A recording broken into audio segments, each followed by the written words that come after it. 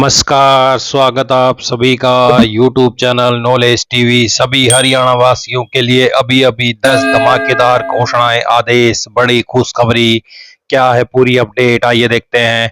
हरियाणा की हर छोटी से बड़ी योजना, घोषणा, आदेश, फैसला, मौसम, सभी की जानकारी सबसे पहले यहाँ पर मिलती है, तो चैनल को सब्सक्राइब जरूर कर लें। तो चलिए देखते हैं अभी अभी 10 बड़ी खबरें, घोषणा, ऐलान। पहली बड़ी घोषणा, हरियाणा सरकार परिवार पहचान पत्र यानी फैमिली आईडी में जन्म तिथि के वेरिफिकेशन का नियम आसान करने की तैयारी में है। जिन बुजुर्गों के पास उम्र साबित करने के लिए तय 5 दस्तावेज नहीं है, उनके लिए सरकार नया विकल्प लाने पर विचार कर रही है।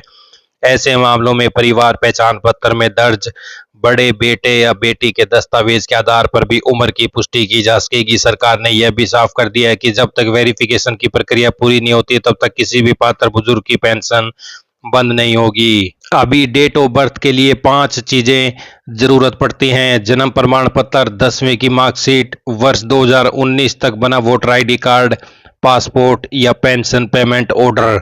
तो सबसे ज्यादा बुढ़ापा पेंशन में दिक्कत आ रही थी। राज्य में सबसे ज्यादा समस्याएं बुढ़ापा पेंशन को लेकर सामने आ रही है, क्योंकि इसका लाभ लेने के लिए 60 वर्ष की आयु पूरा होना जरूरी है। हाल ही में सरकार ने पेंशन लाभार्थियों को मैसेज भेजकर 30 दिन के भीतर अपनी जन्म तिथि वेरीफाई कराने के लिए कहा है। इसके लिए सरकार ने 5 दस्तावेजों का विकल्प दिया है। हालांकि जिन लोगों के पास उम्र साबित करने के लिए इनमें से कोई दस्तावेज नहीं है, उन्हें परेशानी का सामना करना पड़ सकता है। तो बड़ी संतान की उम्र देखी जाएगी। पीपीपी के कोऑर्डिनेटर के मुताबिक इसी समस्या के समाधान के लिए सरकार नया विकल्प लाने पर विचार कर रही है। इसके तहत फैमिली आईडी में दर्ज पेंशन लाभार्थी के बड़े बेटे या बेटी की उम्र के आधार पर वेरिफिकेशन किया जाएगा। यह देखा जाएगा कि बड़ी संतान की उम्र 42 वर्ष या उससे अधिक है या नहीं। यदि ऐसा है तो संबंधित व्यक्ति की उम्र 60 वर्ष या उससे अधिक मानते हुए उसे पेंशन के लिए पात्र माना जा सकेगा। तो दिसंबर 2026 तक पीपीपी में ये डाटा अपडेट होंगे। जन्म तिथि, बैंक खाते की जानकारी, राज्य सरकार के रिकॉर्ड, प्रॉपर्टी आईडी रिपोर्ट, कृषि से जुड़े सभी रिकॉर्ड, मेरी फसल मेरा ब्यौरा का डाटा, बिजली कनेक्शन का रिकॉर्ड, वाहन पंजीकरण, आयुष्मान कार्ड विवरण, दूसरे राज्यों के राशन कार्ड की जानकारी भी अपडेट होगी। तो वहीं डॉक्टर सतीश खोला ने कहा कि मुख्यमंत्री नायब सैनिक के निर्देशानुसार किसी भी पात्र नागरिक की पेंशन नहीं काटी जाएगी। भविष्य में लाभ बिना किसी बाधा के मिलता रहे, इसके लिए फैमिली आईडी में जन्म तिथि का सत्यापन जरूरी है। विभाग वैकल्पिक दस्तावेजों पर भी विचार कर रहा है, ताकि किसी भी पात्र व्यक्ति को असुविधा न हो। तो हरियाणा लाडो लक्ष्मी योजना को लेकर बड़ी अपडेट। हरियाणा लाडो लक्ष्मी योजना 9वीं किस्त का स्टेटस जारी। तो आप सभी चेक कर सकते हैं, अब कभी भी किसी भी दिन 2100 रुपये आपके खाते में आ सकते हैं। तो सभी अपना स्टेटस चेक कर लें। तो ये बड़ी अपडेट आई। अगली बड़ी घोषणा देखते हैं। प्रदेश में किसानों के नलकूपों, ट्यूबवेलों के पानी की गुणवत्ता की वैज्ञानिक जांच की प्रक्रिया तुरंत शुरू कराई जाएगी, ताकि किसानों को उनके खेत और पानी की गुणवत्ता के अनुरूप समय पर वैज्ञानिक सलाह उपलब्ध कराई जा सके। इन परीक्षणों के आधार पर किसानों को स्पष्ट रूप से बताया जाएगा कि उनके पानी की गुणवत्ता के अनुसार कौन सी फसलें उपयुक्त रहेंगी, किन फसलों से बचना चाहिए और किस प्रकार की पोषक तत्व संबंधी कमी या जल गुणवत्ता की स्थिति में कौन सी कृषि पद्धति अपनानी चाहिए।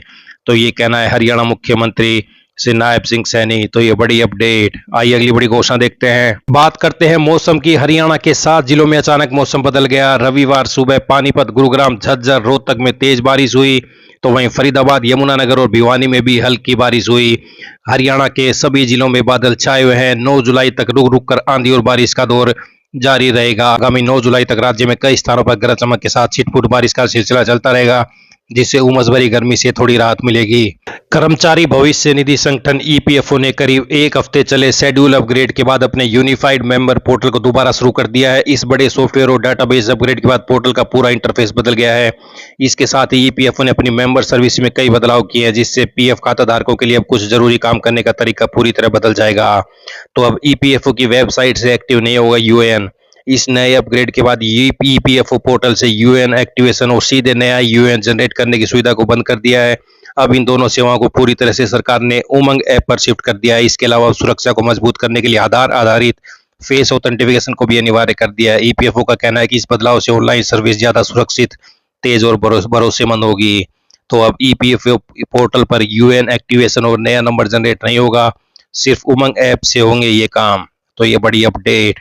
आइए अगली बड़ी घोषणा देखते हैं। एचएसएससी युवाओं के लिए बड़ी खुशखबरी। हरियाणा कर्मचारी चयन ने भर्ती परीक्षाओं में पारदर्शिता और निष्पक्षता बढ़ाने की दिशा में पहल करते हुए सीटी ग्रुप सी 2025 के अभ्यर्थियों की ओएमआर शीट उनके यूजर लॉगिन पर अपलोड कर दी है। आयोग के अनुसार अभ्यर्थी अगले 30 दिनों तक अपनी ओएमआर शीट देख सकेंगे। आयोग ने स्पष्ट किया कि भविष्य में भी प्रत्येक परीक्षा के परिणाम जारी होने के साथ ही संबंधित अभ्यर्थी की ओएमआर शीट उनकी यूजर पोर्टल पर उपलब्ध कराई जाएगी। इससे उम्मीदवार समय अपने उत्तरों का मिलान कर सकेंगे। तो ये बड़ी अपडेट, आंसर शीट जारी 30 दिन तक देख सकेंगे अभ्यर्थी।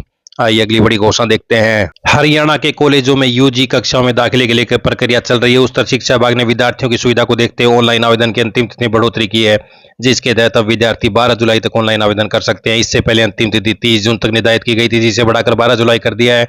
ऑनलाइन आवेदन के बाद का शेड्यूल भी जारी कर दिया है।